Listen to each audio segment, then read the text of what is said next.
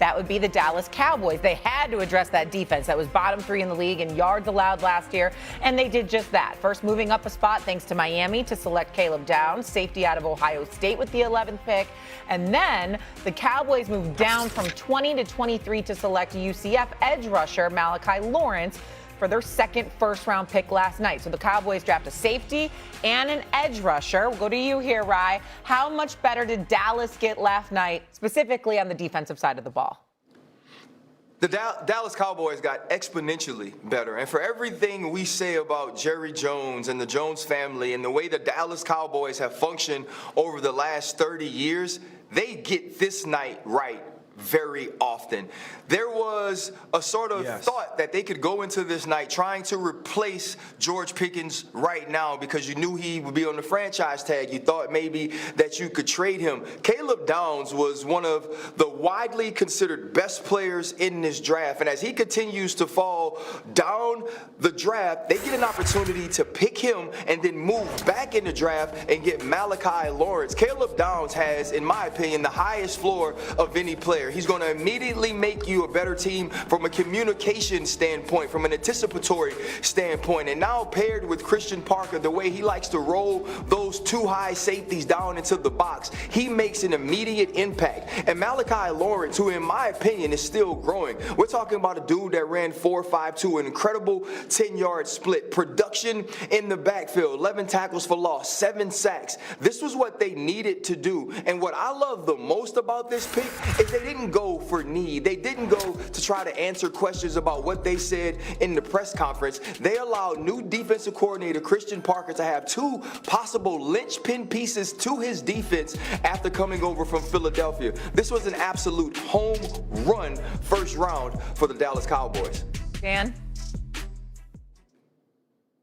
Nick Saban loves and raves about Caleb Downs.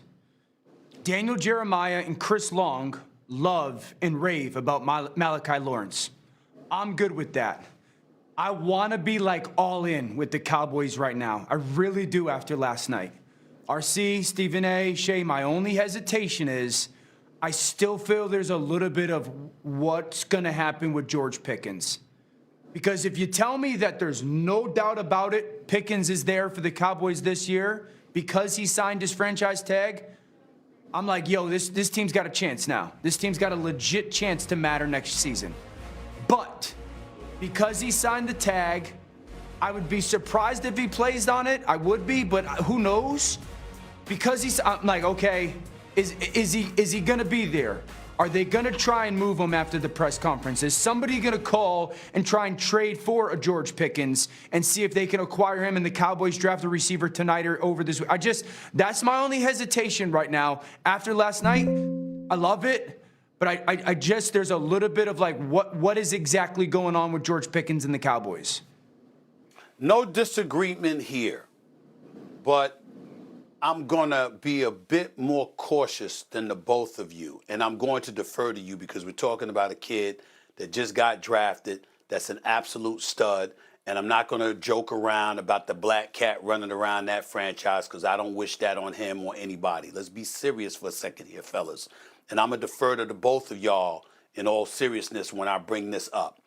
Since this dude rolled on the college football in 2023 at Alabama, he was considered arguably the best safety in football. Nobody's had any questions about his ability. There have been questions, however, about his health because of the knee issue, because of the meniscus stuff, and then you've got people asking those questions. Plus, he didn't necessarily work out. You didn't test him enough, that kind of stuff. The kind of things that we hear about the cautious, the measures that they take to ensure you passing your physicals, you're in complete health, you're ready to roll, et cetera, et cetera. These are the kind of things that they're saying did not occur with him. I don't know. I only know what I read, okay, and what I saw people like y'all say. So I'm asking the question. We're not questioning his ability, but his health seems to be a question mark. You can't knock the Dallas Cowboys for taking the chance on him because everybody's been raving about him. And we hope and pray that this brother's healthy because we know what he can do on the football field. He picks things up quickly. He can run you down. He's one of the elite, arguably the elite safety in all of college football. At first at Alabama, then at Ohio State. Everybody's been raving about him. But when I'm hearing questions about meniscus, and I'm hearing questions about your knees. I'm hearing questions about your health coming into the draft, and there's no evidence that he's 100% healthy other than his word. Is that not a reason to be cautious? I'm asking. Right. Well, I'm not a doctor. Also did not sleep at a Holiday Inn last night, but I did speak with Caleb immediately when I heard the news about what was said about his knee after the combine. I texted him right away. We actually talk pretty often, and he said he went through all of the checks. He talked to different doctors from different teams. His agent checked them with them as well, and he had a clean bill of health. Now, I compared him to Bob Sanders. I don't know if you guys remember the Defensive Player of the Year from the Indianapolis Colts, helped that team win the Super Bowl. Bob Sanders was here for a good time, not a long time. And there were injury concerns about him as well. But when he was at the top of his game, when he was able to give you top-level play, he was on par with the Troy Palomalus and with the Ed Reeds, although playing a different style. That's what you have to expect from Caleb Downs. You're not going to have to wait on him. This isn't going to be a project. This isn't going to be a guy that has to progress or you have to go through a process of getting him on the field. The day he walks into the building and OTA starts, he should be the starting safety for the Dallas Cowboys. He should be running the show for them the same way he did for Nick Saban at Alabama as a true freshman who was a freshman All-American. Okay, so that means an immediate upgrade on the defensive side of the ball. It's the first time the Cowboys have drafted multiple defenders in the first round since 2005 when they drafted Marcus Spears and DeMarcus Ware. Let's stay in the NFC East. The Giants had 2 top 10 picks in the first round of the draft. They first selected linebacker Arvell Reese, 5th overall. He is the 3rd straight defender selected in the top 5 by the Giants. And then New York picked offensive tackle Francis Maui Noah out of Miami. Giants quarterbacks were pressured on 35% of pass plays last season. That was 25th in the NFL. Did the Giants nail those 2 top 10 picks last night? Dio, what do you think? Yes. Arvell Reese, talented player, superstar athlete. It feels. Here's my thing, RC. And Maui Noah, I like adding at the line of scrimmage. Here's my thing. It feels like for the last 7 years, the Giants have taken like an edge defensive player. And as much Abdul Carter, and Thibodeau, and now Arvell Reese, and they obviously acquired Brian Burns in a trade. So it's like they got a lot of defensive front 7 people, okay? You better get a receiver tonight. And that was my hesitation with, okay, do you take Tyson at 5? You better get a receiver. Because the next 2 or 3 years, as great as all those pieces are, your quarterback is going to really determine how good this run is with Joe Shane and Harbaugh. And Malik Neighbors, superstar, coming off the injury. When's he going to be ready? When's he going to be Malik Neighbors dominant ready? Okay, they lost Wan'Dale Robinson. Yeah. So as much as I can appreciate those 2 picks, and they're good picks, I believe, picked 37th tonight, you better get a wide receiver because you need more perimeter talent. I will say this to you. They definitely better get a wide receiver because you lost Robinson. I got that part. And Malik Neighbors went healthy. The brother's a stud. He's all world. I love him, and I get that. You had to take a defensive player, particularly when you just lost Lawrence. You had to get a defensive player. There's no doubt about that. And Reese is no joke, so we understand that too. What I would say to you about it is this, though, Dan. The culture of the New York Giants, when you talk, because let's pay attention. It's not just about winning. It's also about rallying that fan base and reminding them of what made the Giants the Giants.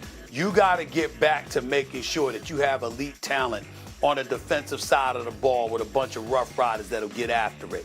When you establish that culture in East Rutherford, New Jersey, in Big Blue, that goes a long way towards reminding folks and contributing to the kind of culture that led to you capturing a couple of Super Bowl championships. I mean, it could be from the days of Lawrence Taylor in '86 and the early '90s to what happened with Strahan and O.C. Umenyiora and all of those boys. It could be about that. It starts with that, is what I will say. So, yeah, you got to go out and get a receiver. There's no doubt about it.